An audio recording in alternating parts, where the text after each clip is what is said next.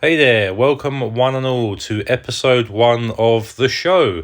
You must be, if you've stumbled across this video, you must be thinking like, what the hell is this? What's going on? Well, let me introduce myself. My name is Adam Chapman. This is the show. It's currently on YouTube. I hope to put it on the iTunes as a podcast, maybe Spotify or wherever there's a few different platforms out there now for podcast and podcasting. So I've looked into it, but I've kind of like not dithered around it, but I've kind of always wanted to just get that first episode out there. And I feel like the first episode or the first part of everything is like the introduction, like the baseline of what you can improve upon, right? Obviously, this first episode isn't going to be anything amazing. I don't have like an insane production budget to fund a podcast or what have you, but I thought, you know what, let's get my voice out there, and hopefully in time other people might join me on the show and talk about what they want to talk about and discuss what they want to discuss. That's the whole purpose of the show, is to talk about current events, to talk about things that mean something to me, and look, if I have other people on, it means something to them, right? It could be current affairs, it could be something political, it could be something in the entertainment, it could be something about sport, I don't know. It could be about anything. It could be just about current affairs, who knows, right? We're going to talk about a few things in episode 1, but the inspiration, what was the inspiration for this? You know, I'm not new to podcasts. I've been on podcasts before. I've been on a handful of them, and some were good, some were bad. But I kind of feel that with a podcast or a show of this kind of nature, I kind of have a vision in mind of what I would like it to become. I have a vision in mind of how I want it to go. Maybe it will, maybe it won't. I'm going to try. And we'll see what happens. Yeah, maybe we'll pick up a few people along the way. Maybe, you know, if anyone listens to this, they'll be willing to drop a comment. Maybe, subscribe to the YouTube channel and hopefully follow in turn when it becomes a podcast. And I'll still upload here. It's not a big deal uploading here either. But what was the inspiration for it? I looked at different names for it. That, you know, the show, Let's Talk. There was a plethora of different things that I wrote down. In the end, I was just like, let's just call it the show, because then it's the show with, and that could be with me. Yeah, if I'm lucky enough down the road to have a co-host or a guest, or I don't know, whoever, right? But they're all a part of that show, and that's kind of my thought process for that. So yeah, in terms of the actual show, the kind of thing, I don't want people to ever compare it to it, but the kind of thing I like to watch in terms of like podcasts or shows or radio shows where they talk a lot is the obvious, Howard Stern. I'm sure you guys, if you are fans of podcasts or talk radio, you're going to be pretty much familiar with Howard Stern, Joe Rogan, people like that, right? And I'm a huge Howard Stern fan. I'm definitely more of a fan of Howard Stern. I'm a fan now, but I was more of a fan of Howard Stern, I would say, probably maybe 5 or 10 years ago. Yeah, over the last 5 or 10 years, has Howard become a little bit watered down, perhaps? But that was kind of the inspiration. I don't want to be a Howard Stern. I don't want to copy Howard Stern.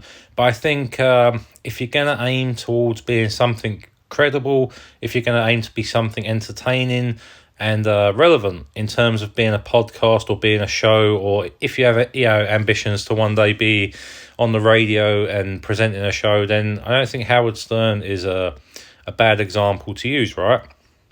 Now, it's not just Howard Stern. There's people like Seth Ferosi, you guys that know me best, or if you do know me from YouTube, or if you do know me from my Instagram or Twitter, you know that I'm a fan of bodybuilding, going to the gym, training. So I'm also a huge fan of Seth Ferosi. I like his podcast. I like what he offers. And, so you can kind of pick up on a vibe of what I'm going to hopefully be aiming to deliver on the show. Now, talking about Howard Stern, recently Howard Stern re-signed with SiriusXM, right? He signed for another 5 years. He's going to produce the show, the Howard Stern Show, through SiriusXM, mainly from his home, which has brought, I wouldn't say criticism, but it's brought a lot of mixed opinions on that, because obviously, people like the studio environment. People like to listen to Howard and Robin and, the various different staff members and crew members and guests that they have on, have that interaction, because that's part of the show, that's part of the enjoyment. And that's certainly what I like about it. Not to say that Howard Stern show has been complete garbage, it hasn't, but I think it is fair to say that it's not the show that everyone once loved, right? It's changed, and things have to change with the times, but at the same time, you kind of feel that, I don't know, is Howard just maybe looking to wind down and make it a lot easier on himself? I mean, the guy's 66. I mean, how much longer do people really expect him to go on for? And that's not a knock on Howard, because Howard's awesome, but at the same time, he's entitled to retire if he wants to and enjoy his life, right? And I'm sure he'll know when that time is, and he'll know when it's time to stop. And right now he's enjoying it and he's having a blast with it. But it does definitely now have a different feel to the Howard Stern show.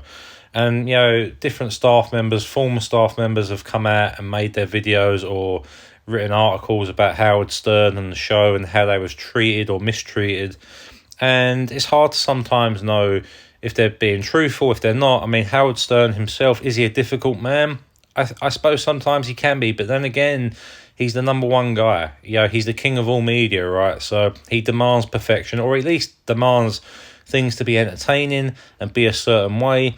And I kind of understand that, because if you reach that, in any walk of life, if you reach that top tier, then you're going to want it to be a certain way, right? You're going to want it to be good. So I kind of understand where he comes from on that, but I understand why people probably feel slighted. Has he mistreated people? Has he been a jerk to people? Probably, yeah. But I guess it goes hand in hand, Joe. What he does is very stressful. He has a lot of business interests. He has probably all different people coming at him from all different ways about different things. So I don't know. I've never met the guy personally, but I think there's an argument to be made for both sides with Howard Stern. Is he a difficult man? Probably, but I would say he's probably a very cool guy to sit down and talk to him and pick his brain, and try and learn from, I guess. If you're lucky enough to work at the Howard Stern show, I think you're in a pretty amazing job and a pretty amazing position in life, really. Some people were saying, is Howard Stern now becoming the new Don Imus? For those that don't know, that I've followed Howard Stern for a long time. Don Imus is someone that brought Howard in. He didn't really bring him in, but he kind of worked with Howard a little bit, and then they went their own way. Howard's career took off in one direction, Don Imus took off in another direction, and Don Imus really just become this old voice of radio who didn't really want to let go.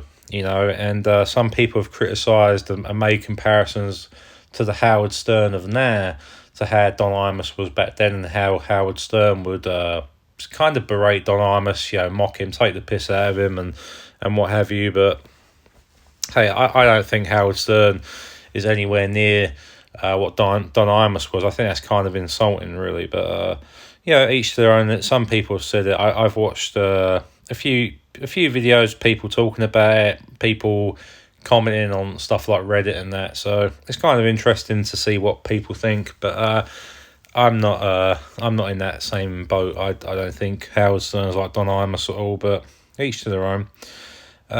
Some people also said, is Stern losing his touch? Is he losing it? But I think this also goes hand in hand with how the Howard Stern show has changed. And it's not the show that it was 10, 15, 20 years ago, right? It's totally changed. It is different.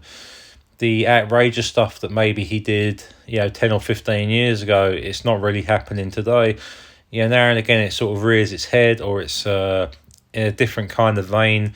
But certainly I think it's fair to say that Howard Stern's show is completely different. And he said himself, I watched an interview with him on David Letterman on Netflix, and I would encourage you to watch it. Obviously he and David are very good friends. And he said, he come to Sirius XM, and before, when he was on, national radio, the radio executives and the sponsors would turn around to him and say, basically, you can't do this outrageous stuff. So obviously when someone tells you, look, you can't do this, you know, for a lot of people mentally, they're just going to be like, well, I want to do it and I'm going to do it and you can't stop me.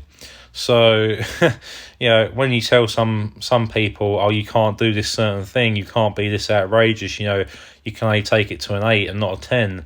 Yeah, they're always going to push it to like an 11 or a 12, right? They're going to push it all the way to the max. And that's what Howard did. But when he come to Sirius XM, they kind of said, you know, the gloves are off, do what you want to do. We don't really care. Yeah, as long as people are listening in, it's good. Yeah, it's good for us. So, yeah, Howard, in that same sense, kind of had to rethink how he does radio and how he does his show. And I still think the show isn't entertaining, but I kind of feel that sometimes some bits, some segments on Howard Stern, it does get lost. But, you know, again, I guess Howard Stern, for people like myself that are starting off doing their own podcast or their own show or what have you, it's a good template, you know, to learn off of. It's a good way to kind of think, oh, how did Howard Stern do it, or how did this guy do it, and try and learn from that, and don't try and copy it, but yeah, just try and learn from it and try and incorporate it into what you do, you know.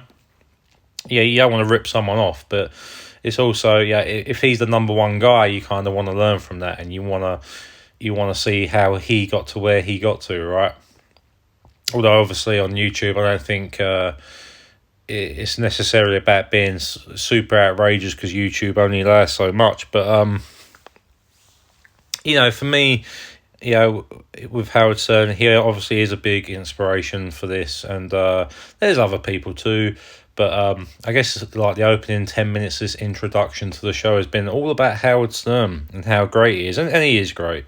Does he have his flaws? Sure, but you know, it is what it is. I mean, I plan to do this show as well, episode 1 back in November. And very briefly, I'm going to touch on why I didn't do it in November. It was my birthday in November. Like, happy birthday to me. November last year now, 2020. It still doesn't feel like it's a new year to me. It's still like 2021. It doesn't feel it like Christmas didn't feel it. And that's for a lot of different reasons. And that's because, in November, my grandfather wasn't particularly that well. He wasn't great, and he didn't do great for like most of 2020, to be perfectly honest with you, especially the second half of the year. And for me, I kind of feel like doing this show is kind of therapeutic in a way, to get that out there. Because sometimes it's hard to open up, it's hard to open up to people. But my grandfather wasn't that well. He wasn't that great. And anyway, he made it to my birthday. He made it, November 23rd is my birthday. And then 7 days later, unfortunately, my grandfather passed away. He passed away just shy of making it to his 89th birthday, which would have been December the 18th. Sorry, December the 22nd. I apologise. And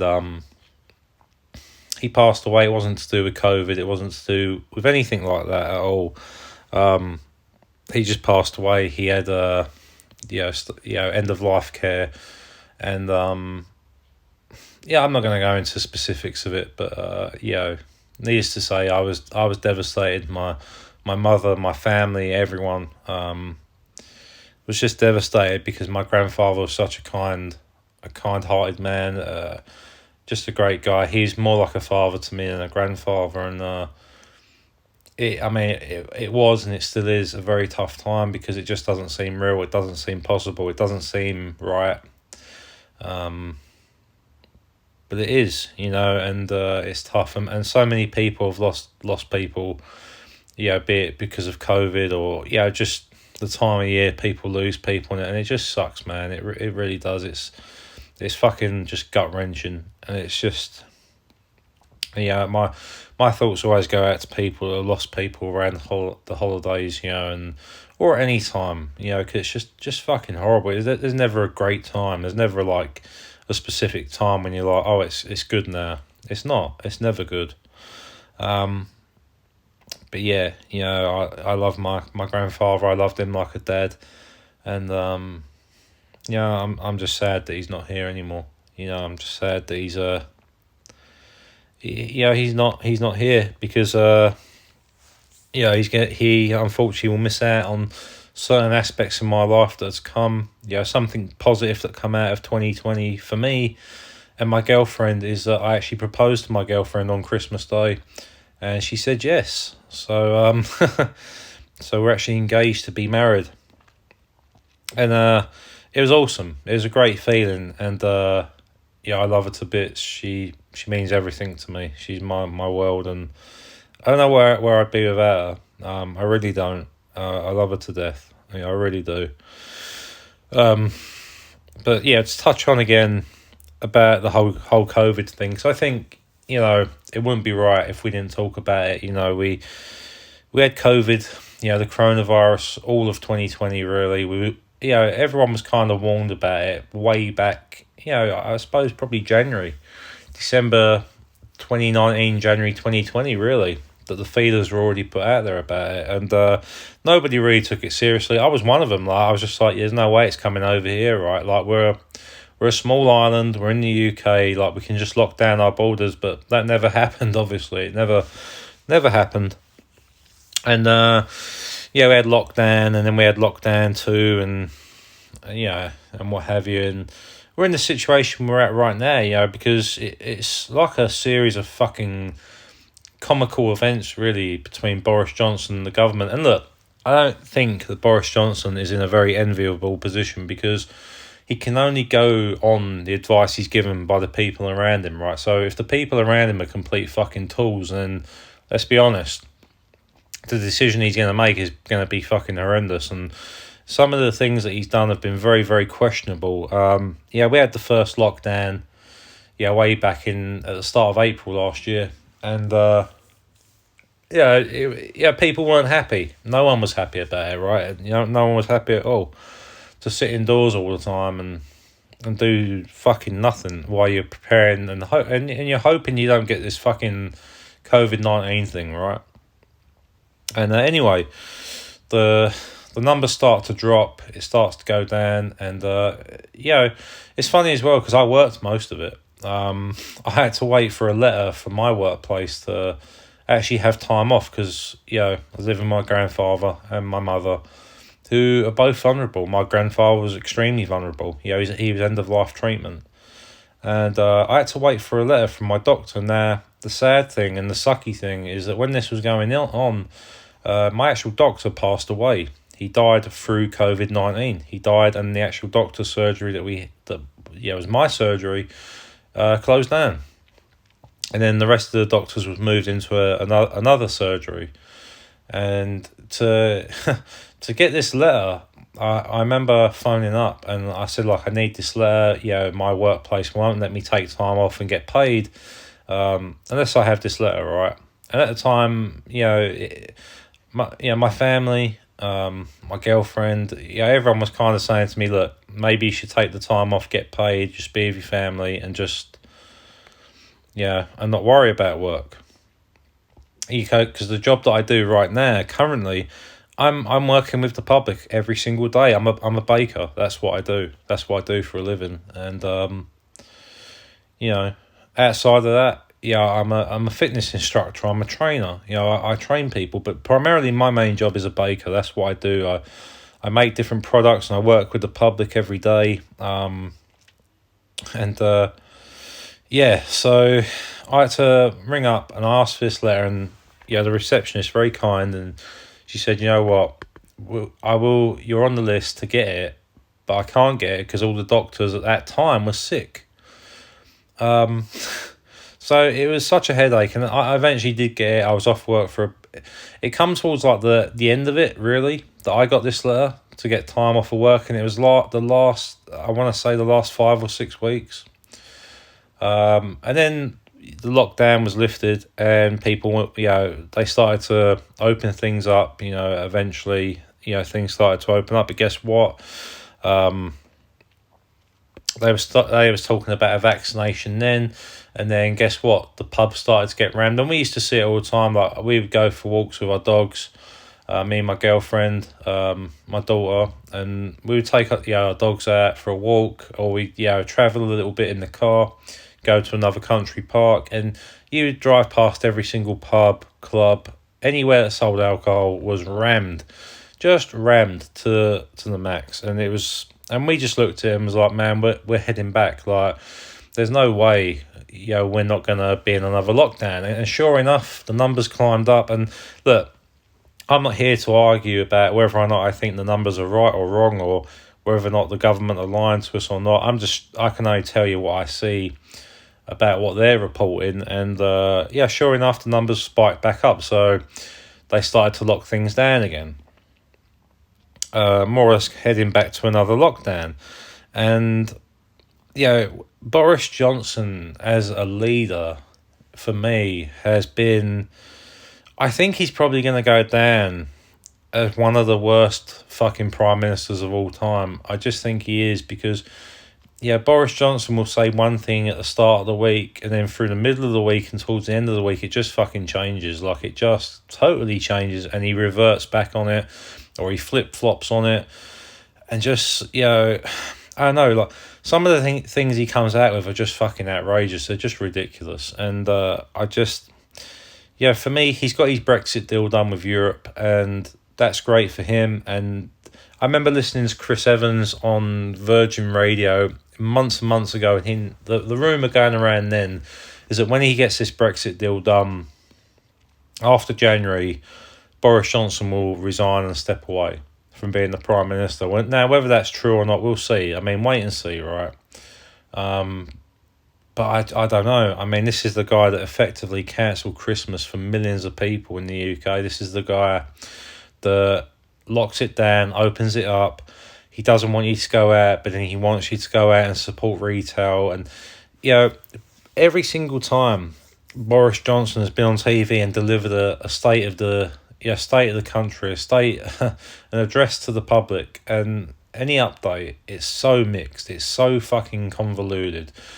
And then every time he does this announcement, he brings a couple of professors or a couple of experts with him, and they bring out all these different graphs and the numbers, and it's just, some of it is such drivel. It really is, but I don't know. I'm not a Boris Johnson fan. You kind of hoped he would do some good for the country when Theresa May stepped down and Boris Johnson took the helm. And people were quite hopeful at the start. They was like, this is the guy. He's going to do some good. And guess what? He hasn't. So, and there, we're in the process of rolling out these vaccination. Pfizer had one. Oxford University rolled one out. And some people are saying they're going to take it. Some people are saying they're not going to take it. And they've kind of started the rollout with the most vulnerable, right? So the elderly. I think as of today, they talked about the police. I'm guessing the NHS staff are going to have it. And then they're saying about teachers. But what kind of really irked me about that as well is that, look, if you want to have this vaccination or not, that's your choice. Like, have it, don't have it. Me personally, I don't want it. They can shove it up their arse. I'm not interested in it. I haven't got sick once during COVID. I feel great. I feel fine. And it's not to say I won't. And I do know people that have had COVID. I do know people that have had it, and it sucks. It fucking absolutely sucks. And fortunately, every single family member that I've spoken to, or any person that I've spoken to about it, everyone's come through it. And that's really encouraging. Unfortunately, some people haven't. And, some people have succumbed to this fucking horrible virus, this horrible fucking thing. And my thoughts go out to them. They really, I mean that, because it's just a horrible fucking thing that's come along and just just shocked the world. It really has. And but in terms of the vaccination, I guess it's an individual thing. If you want to have it, have it. If it makes you happier to have it, go for it. I mean, for me, it's a no. I have no interest in having a vaccination for something, because, I mean, they don't even know if it'll work. And then you read all these horror stories about the vaccination. People have had it in America and the UK, and some people get worse from it. some people die from having a vaccination. Some people have heart attacks and strokes and seizures. And then there's a story about it makes men impotent. And you're just like, man, I don't think I want this in me. I just don't think I want to be putting some fucking unknown substance into my body, you know. I'd rather just load up a vial of bleach and just fucking inject that into me, because it might as well be that, because I don't know what's in that vial. And then they're turning around and saying there's a new strain of COVID-19. So, I mean, why the fuck do I want this vaccination? I don't. And if you want it, if it makes you feel safer, if it makes you happy, go ahead. Go ahead and have it. I don't think any less of anyone for wanting it. But I don't know. I mean, it kind of goes hand in hand with the face mask thing. Do you think you're safer with a face mask on? I don't. I mean, look, when my grandfather got taken into hospital the last time, he went to Queen's Hospital, which is in Romford in Essex. And that hospital has a certain reputation anyway. It's a shithole. It's the fucking pits. Never had a good fucking experience in Queen's Hospital. Never once. It's just it's a shit show. And look, there are really talented doctors and nurses that work at Queen's Hospital. Not everyone is bad. But it just seems more often than not, you just see these people in front of you and they're just fucking clueless. Like, they're just... And yeah, I get it. Yeah, they're overworked and overstretched. And I get that. I appreciate that, right? But even before fucking coronavirus, man, Queen's Hospital was just fucking... just the shits. It was just bad. And anyway... when my grandfather got taken in that last time, he went through 3 separate wards. The first one was major resus, and yeah, we was all there. We was allowed in, because he was end of life, and they allowed us in. You know, and they just said to us, look, through major resus, you're meant to wear a mask and a gown, and you take it off when you leave. And if you want to come back in, then you put a new one on, like, you put a fresh one on. No problem, not an issue. And it was only one in at a time. Not a problem. Totally complied with it. But then the joke of it is, you see doctors and nurses walk in and out of major resus all the time, without a mask on, without a new gown on, without any gown on, just their normal scrubs. And then in the room that we was in, the waiting room, I fucking shit you not, there was all old gowns and, like, the scrubs that they wear, like the green and blue scrubs, thrown in a bin or just thrown on the fucking floor. In this waiting room. I wish I got a picture of it. I really do. I do know someone that did get a picture of it. So, but yeah, you just look at that situation, you're like, what the fuck is going on, man? What is going on? And then my grandfather then got taken to another ward where it used to be the children's ward, and now it's like a makeshift COVID ward. It's not a proper COVID ward. I guess it's for people they suspect might have COVID. It was never really made clear.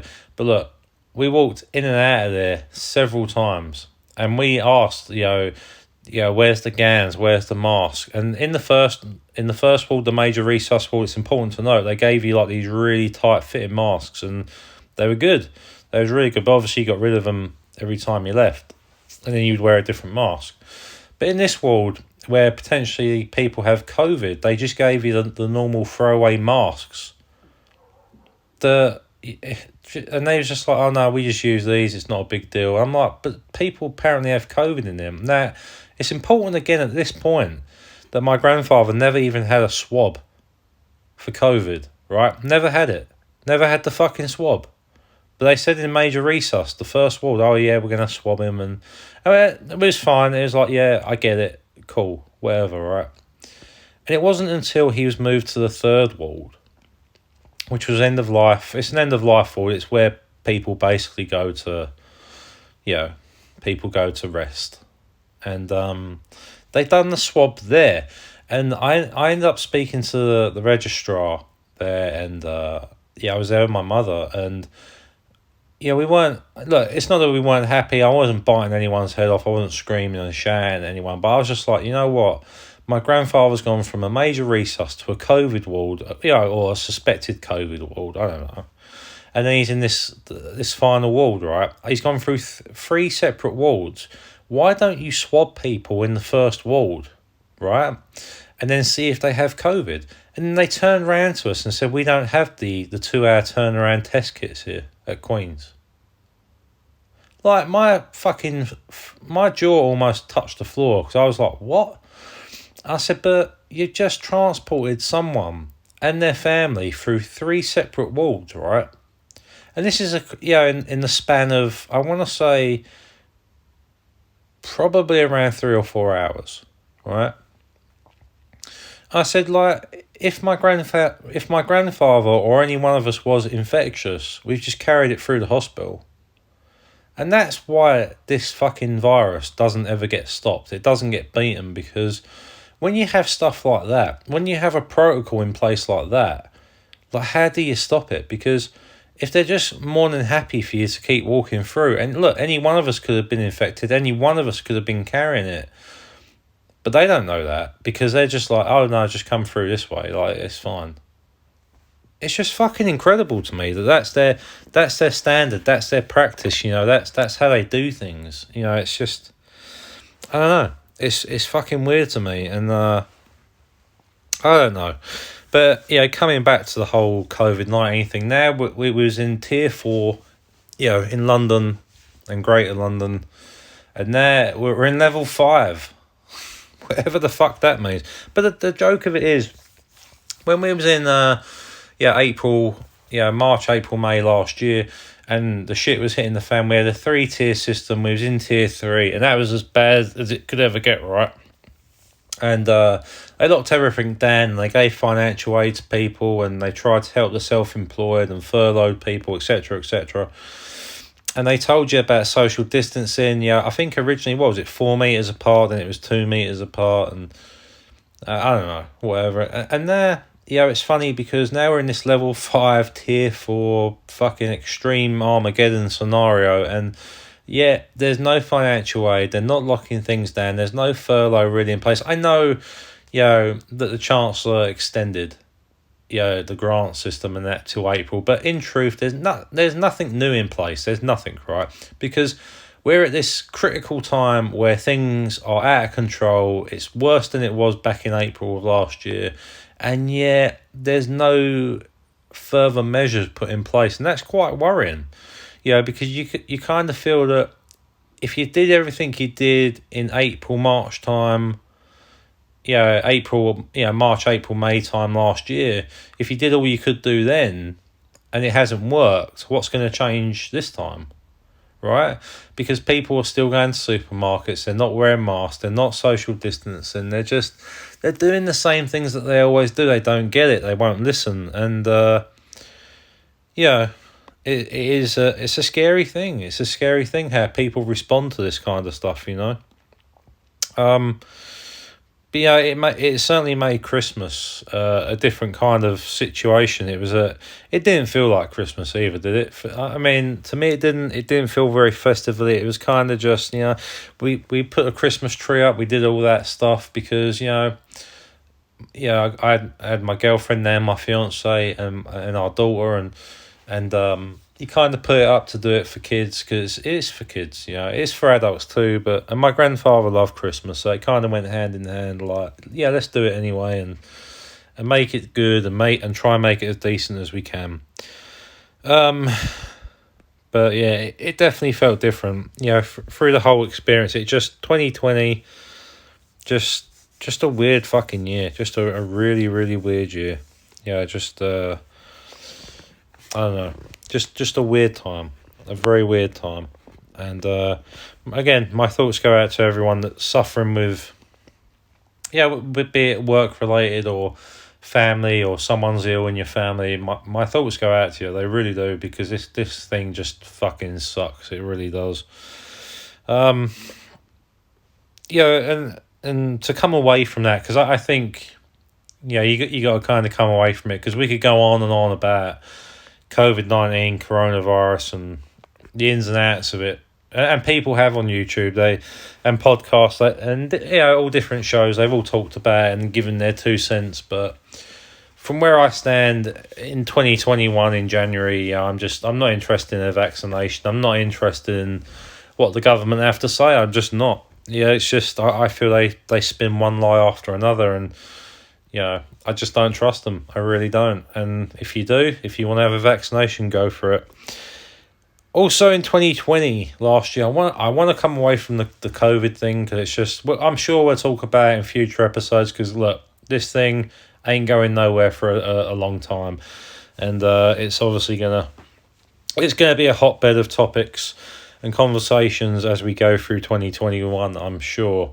But in 2020, Mike Tyson come out to fight in an exhibition of all things, but because I don't think legally, medically, they could ever get cleared to have Mike Tyson fight in a legal, registered boxing bout. I don't think that's going to happen for him. But it was an exhibition for all intents and purposes. But I'll tell you what, Mike Tyson, he can still throw a hell of a punch, man. He looked good, and he was, man. He looked. He come prepared for that fight. He really didn't.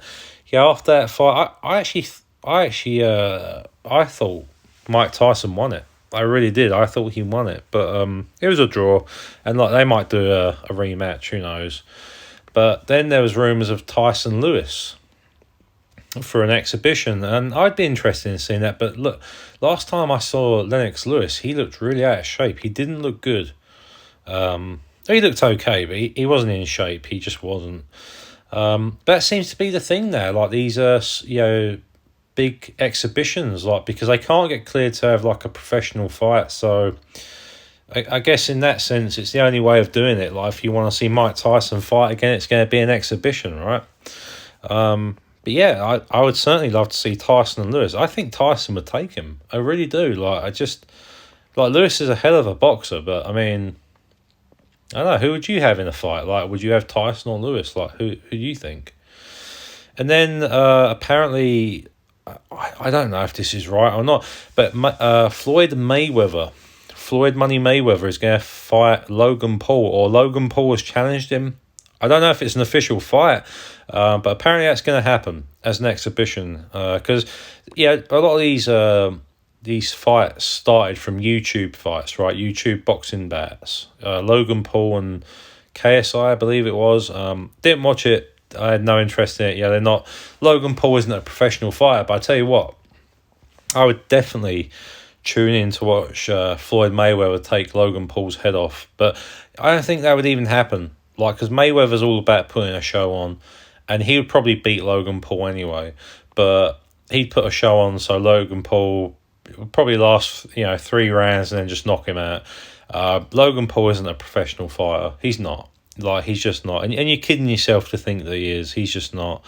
I think his brother, Jake Paul, recently challenged someone. I think it might be Conor McGregor. I'm not too sure on that. But I think it was. And if it is, I hope Conor McGregor takes his fucking head off. I don't like Logan Paul or Jake Paul. I think they're two of the biggest douchebags on the fucking planet.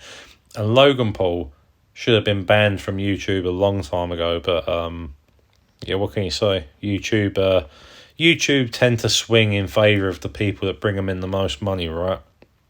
And since this has become a little bit of a sporting segment of the show, I thought we would talk a little bit about wrestling. I was a professional wrestler in my younger days, in my 20s. And I used to wrestle. I used to really enjoy it. And The Undertaker, for all intents and purposes, has retired. I don't think any wrestler really truly retires, though, in my opinion. But he's retired from active wrestling. I'm sure we'll see him pop up from time to time to do special appearances or what have you. But I know they said that they want to induct The Undertaker into the Hall of Fame, but they want to do it in front of a live crowd, because right now there are no live crowds in wrestling. It's all on the WWE have their Thunderdome, and I think AEW have a certain amount of fans that they're allowed in, as long as they're socially distanced and all that crap. But I'm more of a fan these days of AEW. I like what they do. I like the show that they put on. And speaking of AEW, they happen to acquire one of my favourite wrestlers of all time. They signed the Icon Sting. Sting, for those that are not familiar with, Sting used to dress up. He used to be the beach blonde surfer Sting, and then I think people more or less now remember him more so for adopting the Crow look. The Crow was a famous cult movie, had a big cult following with Jason Lee. I really enjoyed the film. And Sting, very prevalent in WCW when it was around TNA. He went to WWE for a very short stint. They didn't really use him that well. And now he's in AEW. I guess he's probably going to... Some people are speculating, will he wrestle? Yeah, maybe they'll have a few matches. I don't know. But I think more he's going to be there as a mentor. Maybe as like a manager figure to Darby Allin. They seem to hint towards that at the time. But I really enjoy AEW. It was very sad as well to see the fact that Brody Lee passed away. Brody Lee was Luke Harper in the WWE, John Huber. He passed away to a lung-related disease, nothing to do with COVID. But yeah, it's very sad, really, really sad. And Pat Patterson as well in the WWE, he passed away. But yeah, it's been an interesting year for sport. Definitely, it's if you're a sporting guy or a sporting girl, it's been an interesting time. And very quickly, I just want to talk about very quickly Tom Cruise. Tom Cruise went off on a massive rant on the set of the new Mission Impossible movie. Now, some people have been on the side of Tom Cruise, some people haven't. I kind of lean towards more on being on the side of Tom Cruise on this one, because he had a go at crew members. They weren't following the guidelines and the rules about making movie on a set. Because I guess the rules about making movies on a set now are different with coronavirus. What the protocol is, wearing masks and socially distance and stuff like that.